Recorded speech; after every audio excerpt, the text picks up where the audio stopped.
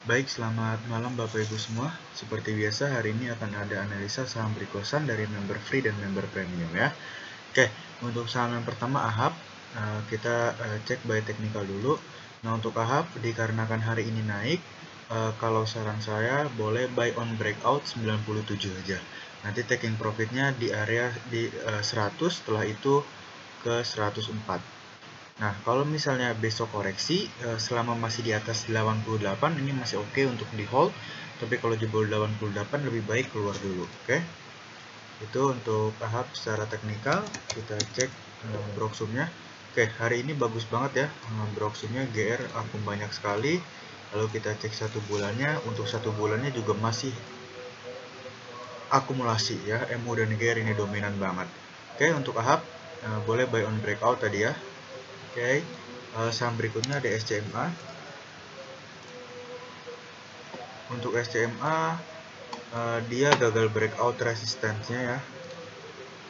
Dia gagal breakout resistance-nya di sini. Nah, kalau saran saya boleh buy on breakout 234 aja gitu ya. Nah, kalau misalnya besok koreksi selama di atas 218 ini masih oke untuk dilirik. Nah, tapi saham ini agak lelet ya pergerakannya, jadi harus bersabar. Kalaupun naik, naiknya pelan-pelan. Oke, itu untuk SMA. Kita cek broksumnya apakah bagus hari ini. Hari ini cukup oke ya, RXKZ dominan belinya. Lalu kita cek satu bulannya. Untuk satu bulannya dia masih cenderung akumulasi sedikit ya. Oke, itu untuk SMA. Next ada BBKP. Untuk BBKP dia gagal breakout garis kuning ini ya, closingnya. Nah, untuk BBKP saran saya boleh buy on breakout 159, atau kalau misalnya dia koreksi boleh ambil selama di atas 141 dia masih akan cenderung uptrend secara tren pendeknya gitu ya, secara tren pendek di area sini nih ya, tapi secara keseluruhan ya jelas dia masih cenderung downtrend. Oke, itu untuk si BBKP secara teknikalnya. Lalu kita cek broksumnya. Untuk satu bulannya BBKP masih cenderung distribusi lemah. Lalu kita cek satu hari ini juga masih cenderung distribusi ya. SA jual banyak banget nih. Nah, SA kemungkinan dia jual di pucuk sini. Oke, itu untuk BBKP. Lalu ada AMMS. Untuk AMMS jangan dulu ya, karena dia secara trennya masih cenderung downtrend. Kalau saran saya boleh ambil ketika dia breakout 62 ya, buy on breakout 62 untuk si AMMS ya, karena dia trennya masih downtrend. Kalau saran saya boleh buy on breakout aja. Untuk AMMS secara broksumnya hari ini distribusi lemah ya. Lalu kita cek satu bulannya masih cenderung distribusi lemah juga. Oke, boleh dilirik nih AMMS ya kalau dia breakout. Oke, next ada Friend. Untuk Friend harusnya oke ya selama di atas 71. Tapi kalau jebol 71 lebih baik keluar dulu karena dia berpotensi untuk downtrend gitu ya. Itu untuk Friend. Broksum hari ini Friend distribusi kuat. Satu bulannya masih cenderung distribusi lemah. Oke, itu untuk Friend. Lalu ada BRPT.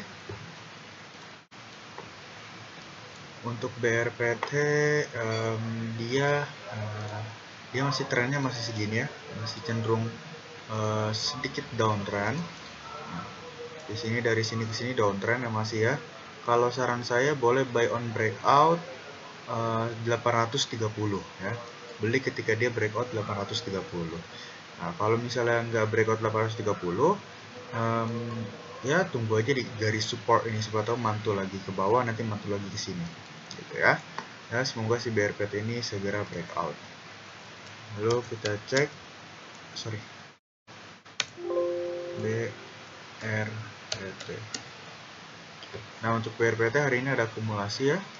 lalu kita cek 1 bulannya masih cenderung distribusi lemah. Oke, jadi untuk BRPT saran saya boleh buy on breakout aja. Ya, semoga aja breakout biar menarik ke depannya. Lalu ada WIRK. Oke, untuk WIRK sejujurnya sih menarik ya untuk WIRK ya. Selama di atas 306. Tapi kalau jebol 306 ya, di ball area ini lebih baik keluar dulu karena dia berpotensi untuk retest ke supportnya di 272 gitu. Oke, itu untuk WIRK secara teknikal. Lalu kita cek proxy-nya. Hari ini WIRK cakep ya, ada akumulasi. Lalu kita cek 1 bulannya. 1 bulannya masih cenderung distribusi kuat. Oke, itu untuk WIRK ya. Next, setelah itu ada SDMU.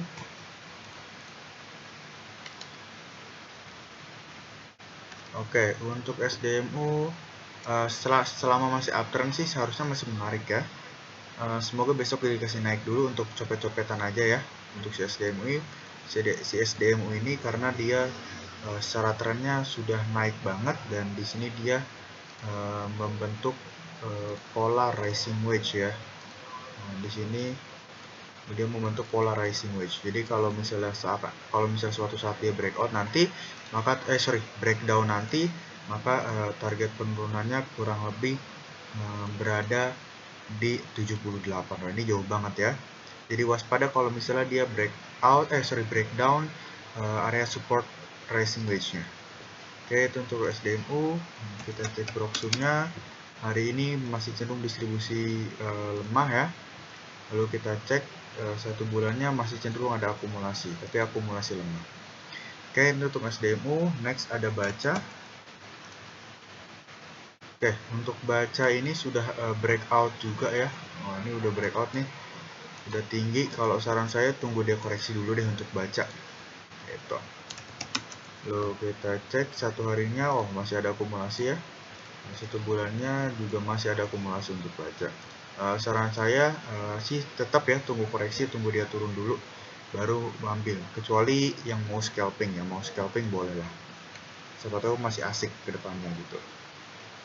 Tapi ingat ya, saham naik butuh turun, maka suatu saat dia akan turun. Lalu kita cek lagi ada kuas.